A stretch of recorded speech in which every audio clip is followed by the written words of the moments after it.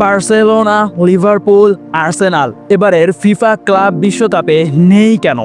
সহজ উত্তর হচ্ছে ফিফা কর্তৃক বানানো রুলস সমূহের কারণে। পুরো বিশ্বে 137টি ফুটবল লিগে 1000-এর চেয়েও বেশি ক্লাব পারফরমেন্স করে এবং এর থেকে মাত্র 32টি দল খেলবে ফিফা ক্লাব বিশ্বকাপ।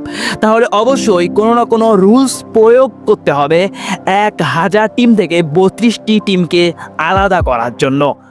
তবে চলুন এবার জেনে নেওয়া যাক ফিফা কর্তৃক বানানো রুলস সমূহ। ফিফার রুলস হচ্ছে 2021 সাল থেকে 2024 সাল পর্যন্ত আফ্রিকা, এশিয়া, ইউরোপ, উত্তর আমেরিকা এবং দক্ষিণ আমেরিকায় যারা মহাদেশীয় ক্লাব প্রতিযোগিতায় চ্যাম্পিয়ন হয়েছে তারা 2025-এর ক্লাব বিশ্বকাপে জায়গা নিশ্চিত করতে পারবে এবং ইউরোপ থেকে খেলতে পারবে 12টি দল। সেটি হয়তো চ্যাম্পিয়ন্স লিগ জিতে আর নয়তো উয়েফার অধীনস্থ র্যাঙ্কিং সিস্টেমের উপর ভিত্তি করে। আর তৃতীয় আরেকটি রুলস হচ্ছে এক দেশ থেকে 2টি ক্লাবের বেশি ক্লাব ফিফা ক্লাব ওয়ার্ল্ড কাপে খেলতে পারবে না। চলুন তাহলে এবার আসি মূল কথায়। ফিফার নিয়ম অনুযায়ী 2021 সাল থেকে 2024 সাল পর্যন্ত এই 4 বছরে চ্যাম্পিয়ন্স লিগ বিজয়ী হয়েছে 2021 সালে চেলসি, 2023 সালে ম্যানচেস্টার সিটি এবং 2022 ও 2024-এ রিয়াল মাদ্রিদ চ্যাম্পিয়ন্স লিগ জিতে ক্লাব বিশ্বকাপে সরাসরি জায়গা করে নিয়েছে। ইউরোপ থেকে যেহেতু 12টি দল ফিফা ক্লাব ওয়ার্ল্ড কাপ খেলতে পারবে, তার মধ্যে 3টি দল কনফার্ম করেছে চ্যাম্পিয়ন্স লিগ জিতে, বাকি থাকে আর 9টি দল এবং এই 9টি দল এখন নির্ধারিত হবে উয়েফার অধীনস্থ র্যাঙ্কিং সিস্টেমের উপর ভিত্তি করে। এবং সেই সিস্টেমটা কেমন? সেই সিস্টেমটা হচ্ছে এই 4 বছরে যারা একসঙ্গে 4 বছর মিলিয়ে র্যাঙ্কিংয়ে ভালো পারফর্ম করেছে তারা খেলতে পারবে ফিফা ক্লাব বিশ্বকাপ।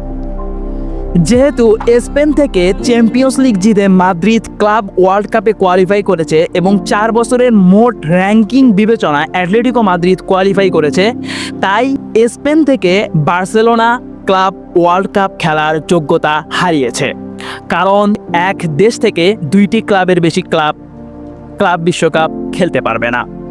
এখন প্রশ্ন হতে পারে কিভাবে বার্সেলোনা উয়েফার র্যাঙ্কিং সিস্টেমে অ্যাটলেটিকো মাদ্রিদের চেয়ে পিছিয়ে পড়ল। এটা জানতে হলে আমাদেরকে যেতে হবে 2021, 22, 23, 24-এর উয়েফা চ্যাম্পিয়ন্স লিগের র্যাঙ্কিং সিস্টেমে। এই র্যাঙ্কিং সিস্টেমে 2021-এ শেষ 16 থেকে বিদায় নিয়েছিল অ্যাটলেটিকো মাদ্রিদ এবং বার্সেলোনাও শেষ 16 থেকেই বিদায় নেয়। 2022-এ কোয়ার্টার ফাইনাল থেকে অ্যাটলেটিকো মাদ্রিদ বিদায় নিয়েছিল এবং বার্সেলোনা বিদায় নিয়েছিল গ্রুপ পর্ব থেকে। 23-এ অ্যাটলেটিকো মাদ্রিদও গ্রুপ পর্ব থেকে বিদায় নেয় এবং বার্সেলোনাও গ্রুপ পর্ব থেকে বিদায় নেয়। 24-এ অ্যাটলেটিকো মাদ্রিদও কোয়ার্টার ফাইনাল থেকে বিদায় নেয় এবং বার্সেলোনাও কোয়ার্টার ফাইনাল থেকে বিদায় নেয়। শুধুমাত্র অ্যাটলেটিকো মাদ্রিদ 2022-এ কোয়ার্টার ফাইনাল খেলেছিল চ্যাম্পিয়ন্স লিগে এবং সেই বছরেই বার্সেলোনা গ্রুপ পর্ব থেকে বিদায় নিয়েছিল। এ কারণে অ্যাটলেটিকো মাদ্রিদ বার্সেলোনার চেয়ে এগিয়ে যায় র্যাঙ্কিংকে এবং এবারের ক্লাব বিশ্বকাপে খেলার সুযোগ পায়। সাথে বাকি থাকে আর 2টি ক্লাবের কথা, লিভারপুল এবং আর্সেনাল। তারা 2 জন এবারের ক্লাব বিশ্বকাপ থেকে বাদ পড়েছে চেলসি এবং ম্যানচেস্টার সিটির কারণে, কারণ চেলসি 2021-এ চ্যাম্পিয়ন্স লিগ জিতে সরাসরি ক্লাব বিশ্বকাপে জায়গা করে নিয়েছে এবং ম্যানচেস্টার সিটি 2023-এ চ্যাম্পিয়ন্স লিগ জিতে সরাসরি ক্লাব বিশ্বকাপে জায়গা করে নিয়েছে এবং ইংল্যান্ড থেকে 2টি ক্লাব চ্যাম্পিয়ন্স লিগ জিতে ক্লাব বিশ্বকাপে অংশগ্রহণ করার কারণে লিভারপুল এবং আর্সেনাল তাদের ক্লাব বিশ্বকাপ খেলার যোগ্যতা হারিয়ে ফেলেছে।